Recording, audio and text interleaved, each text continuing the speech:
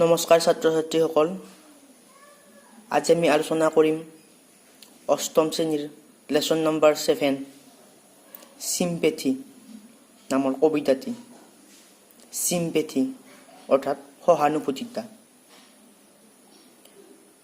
We all need the help of others at times. আমাক সকলোৰে প্ৰয়োজন সহায়ৰ অন্য ব্যক্তিৰ পৰা। এট টাইমছ সময়ত। ডোণ্ট উই নহয়নে বাৰু? Here are a few situations, ইয়াত কেইটামান মুহূৰ্ত দিয়া হৈছে। Where a person needs help, য'ত এজন ব্যক্তিক সহায়ৰ প্ৰয়োজন। উইথ এ পাৰ্টনাৰ, তোমাৰ লগৰীয়াৰ সৈতে। Decide what kind of help you can offer, decide কৰা তোমালোকে কেনেকুৱা ধৰণৰ সহায় আগবঢ়াবা। Then share your ideas with the rest of the class, আৰু সেই আইডিয়াকেইটা ক্লাছৰ বাকীসকলৰ সৈতে শ্বেয়াৰ কৰা বা আলোচনা কৰা। 1 number, a beggar has been hit by a passing car, এজন ভিক্ষাৰীক কাষেৰে গৈ থকা গাড়ী এখনে খুন্দিয়াইছে। And he has injured his leg, আৰু তেওঁৰ ভৰিত আঘাতপ্ৰাপ্ত হৈছে। 2 number, an elderly lady is ৱেটিং টু ক্ৰছ দ্য ষ্ট্ৰীট, এজন বৃদ্ধ বয়সীয়া মহিলা ৰখি আছে ৰাস্তা পাৰ হ'বৰ বাবে।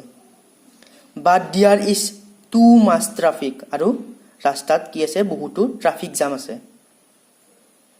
3 নম্বৰ, ইউ আৰ ব্ৰাইং চাম ফ্ৰুইট, তুমি কিছুমান ফল মূল কিনি আছা।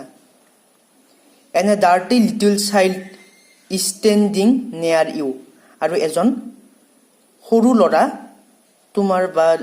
সৰু ল'ৰা যি লেতেৰা তোমাৰ কাষত থিয় দি আছে। ৱাটছিং ইউ উইথাউট এ ৱৰ্ড, আৰু তোমাৰ ফালে চাই আছে একো নোকোৱাকৈ।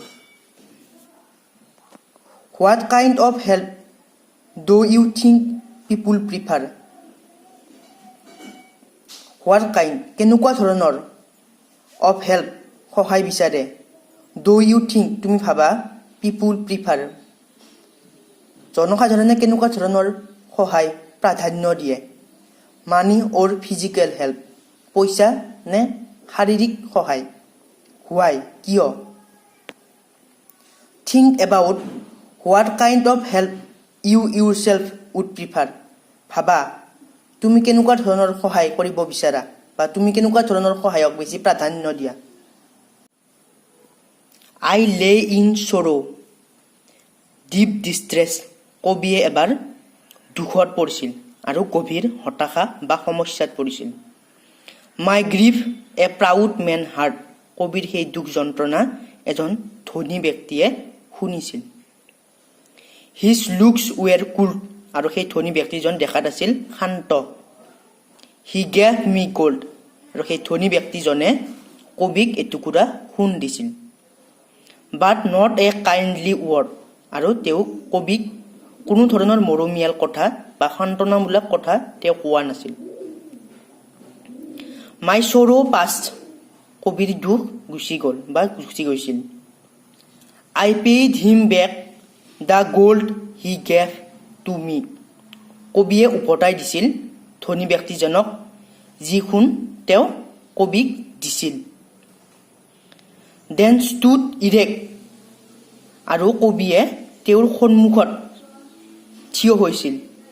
এণ্ড স্পকেন মাই থেংকছ, আৰু ধনী ব্যক্তিজনক ধন্যবাদ দিছিল। এণ্ড ব্লেছ হিজ চাৰিটি, আৰু সেই কাৰ্যৰ বাবে কবিয়ে তেওঁক আশীৰ্বাদো দিছিল।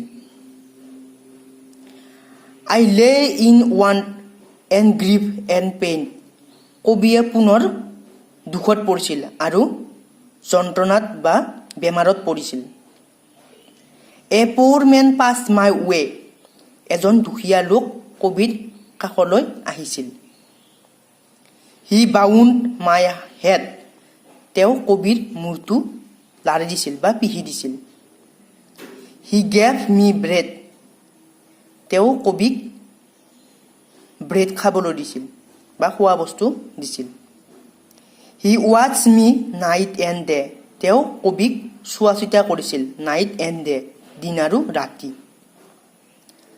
হাউ shall I pay him back again, কবিয়ে ভাবিছিল যে তেওঁক মই কেনেদৰে ঘূৰাই দিম। For all he did to me, তেওঁ মোৰ বাবে যিখিনি কষ্ট কৰিছে বা তেওঁ মোৰ কাৰণে যি কৰিছে তেওঁ কেনেকৈ ঘূৰাই দিম মই তেওঁক।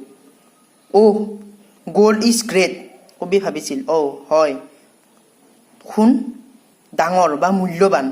বাট greater far is heavenly sympathy, কিন্তু সহানুভূতিতা সোণতকৈ বেছি মূল্যৱান। এইখিনি আছিল আজি চিম্পেথি কবিতাটোৰ অসমীয়াত আলোচনা। যদি আপোনালোকে ভাল পালে তেনেহ'লে মোৰ চেনেলটো ছাবস্ক্ৰাইব কৰি দিব। Thank U.